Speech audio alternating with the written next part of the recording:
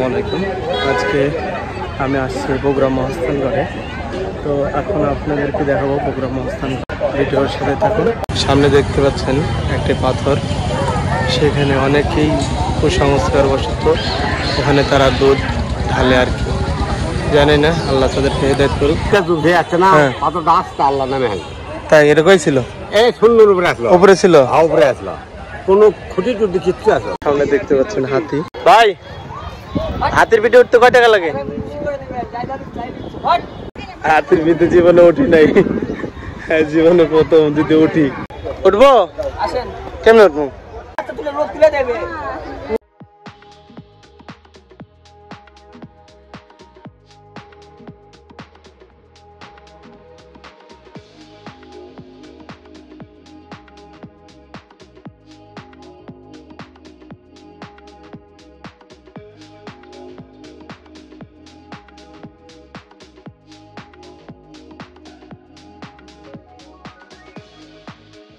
জীবনে প্রথম হাতের পিঠে উঠছি আর কি।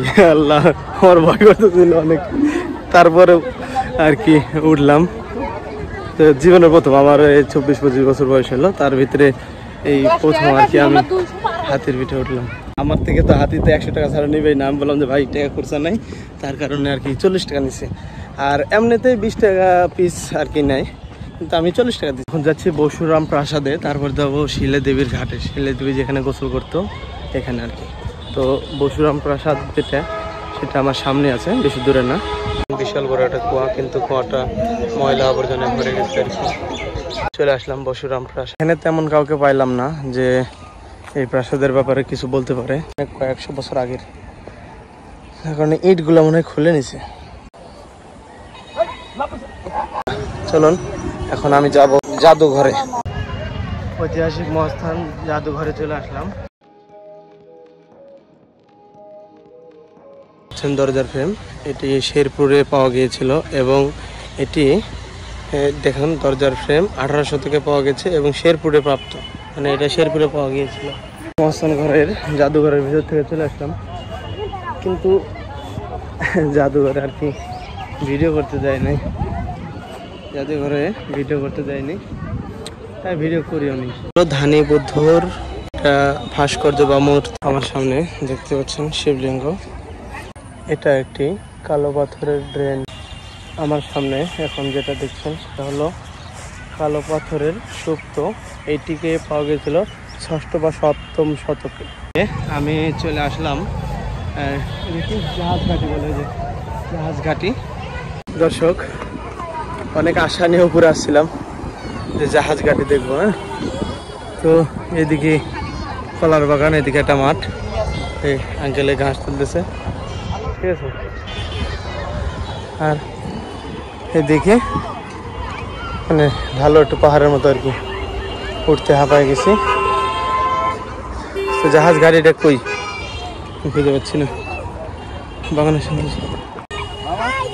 কালের বিবর্তনে জাহাজ ঘাটি এখন শুধু ঘাটি এসেছে, জাহাজ আর নেই। তো যাই হোক, জাহাজ ঘাটিতে জাহাজ নাই, কিন্তু ঘুরতে আর কি ভালো লাগলো। যারা ভ্রমণ পিপাসু তাদের ভালো লাগবে এটাই, যে প্রত্নতাত্ত্বিক নিদর্শনাবলী দেখতে অবশ্যই আমরা আসব। এবং এটা জাহাজ ঘাটি হয়তো ছিল কোনো 1 শতকে, কালের বিবর্তনে এটা জায়গাটা আর কি এরকম হয়ে গেছে। তো জায়গাটা আসলেও অস্থির এবং সুন্দর, যেটা দেখতে হাজারো মানুষের ভিড় হয়েছে এই জায়গায়। আর এই জায়গায় ঢুকতে আপনার টিকিট পড়বে 20 টাকা। আর জাদুঘরে তো দেখছেন, জাদুঘরের টিকিট হলো 30 টাকা। তো আমরা একটু সামনের দিকে যাব, চলো। এই রাস্তাটা দেখছেন, এই রাস্তার উপর না হলে আমি 1-1.5 ঘন্টা ধরে হাঁটতেছি। এটা রাস্তাটা এর আমি কোনো শেষ পাচ্ছি না, যে এই রাস্তাটা ধরে হাঁটতে হাঁটতে যাবো, দেখি কত দূর যাওয়া যায়। কিন্তু এক ভাইকে জিজ্ঞেস করলাম, সে বললো আর কি যে এই রাস্তা নাকি 4 কিলো গেছে। বাইরে ভাই, এই 4 কিলো আমি হাঁটছি, আরো 4 কিলো, 8-10 কিলো প্রায় এই রাস্তাটা। তো এখন আমি ব্যাক করতেছি, এখন যাব বেহুলা লক্ষিন্দরের আর কি বাসর ঘরে। আমি এখন চলে আসলাম বেহুলা লক্ষিন্দরের বাসর ঘর। হ্যাঁ, এই হলো লক্ষণদারের বাসাঘর, এই দেখতে পাচ্ছেন।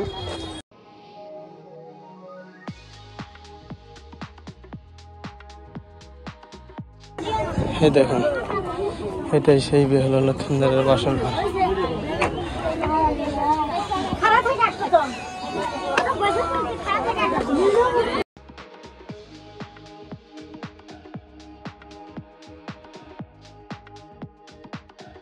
এখন আমি ব্যাক করতেছি, এই যে বেহুলা লক্ষণদারের বাসর ঘর এটি দেখা শেষ।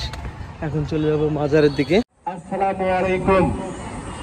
সম্মানিত সকলের জ্ঞাতার্থে জানানো যাচ্ছে যে মহাস্থান মসজিদের উন্নয়ন কল্পে আপনাদের দানের টাকা পয়সা কারো হাতে না দিয়ে সরাসরি নিজ হাতে মাজার মসজিদের নির্ধারিত দান বাক্সে ফেলে দিন। সেই সাথে মাজার মসজিদের পবিত্রতা রক্ষা করুন এবং সেই বেদাত থেকে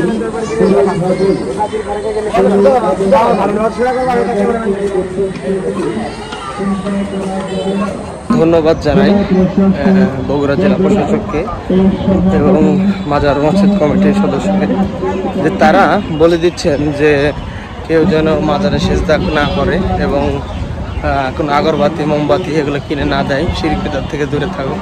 কিন্তু তারপরেও আমাদের মতো মানুষ তারা আর কি মাজারে সেজদা করতেছে।